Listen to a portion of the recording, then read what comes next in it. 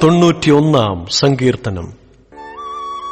അത്യുന്നതന്റെ മറവിൽ വസിക്കുകയും സർവശക്തന്റെ നിഴലിൻ കീഴിൽ പാർക്കുകയും ചെയ്യുന്നവൻ യഹോവയെക്കുറിച്ച് അവൻ എന്റെ സങ്കേതവും കോട്ടയും ഞാൻ ആശ്രയിക്കുന്ന എന്റെ ദൈവവും എന്ന് പറയുന്നു. അവൻ നിന്നെ വേട്ടക്കാരന്റെ കണിയിൽ നിന്നും നാശകരമായ മഹാമാരിയിൽ നിന്നും വിടുവിക്കും. തന്റെ തൂവലുകൾ കൊണ്ട് അവൻ നിന്നെ മറയ്ക്കും. അവന്റെ ചിറകിൻ കീഴിൽ നീ ശരണം പ്രാപിക്കും. അവന്റെ വിശ്വസ്തത നിനക്ക് പരിചയും പലകയുമാകുന്നു.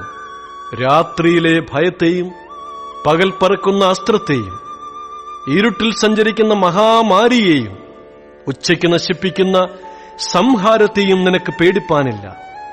നിന്റെ വശത്ത് 1000 പേരും നിന്റെ വലത്തുവശത്ത് 10,000 പേരും വീഴും, എങ്കിലും അത് നിന്നോട് അടുത്തു വരികയില്ല. നിന്റെ കണ്ണുകൊണ്ട് തന്നെ നീ നോക്കി ദുഷ്ടന്മാർക്ക് വരുന്ന പ്രതിഫലം കാണും. യഹോവേ, നീ എന്റെ സങ്കേതമാകുന്നു. നീ അത്യുന്നതനെ നിന്റെ വാസസ്ഥലമാക്കിയിരിക്കുന്നു.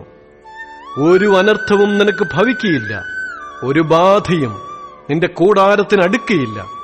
നിന്റെ എല്ലാ വഴികളിലും നിന്നെ കാക്കേണ്ടതിന് അവൻ നിന്നെക്കുറിച്ച് തന്റെ ദൂതന്മാരോട് കൽപ്പിക്കും. നിന്റെ കാൽ കല്ലിൽ തട്ടിപ്പോകാതിരിക്കേണ്ടതിന് അവർ നിന്നെ കൈകളിൽ വഹിച്ചുകൊള്ളും. സിംഹത്തിന്മേലും അണലിമേലും നീ ചവിട്ടും.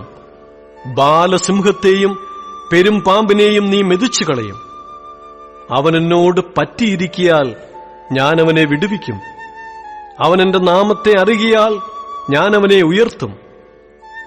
അവൻ എന്നെ വിളിച്ചപേക്ഷിക്കും, ഞാൻ അവന് ഉത്തരമരുളും. കഷ്ടകാലത്ത് ഞാൻ അവനോട് കൂടെ ഇരിക്കും. ഞാൻ അവനെ വിടുവിച്ച് മഹത്വപ്പെടുത്തും.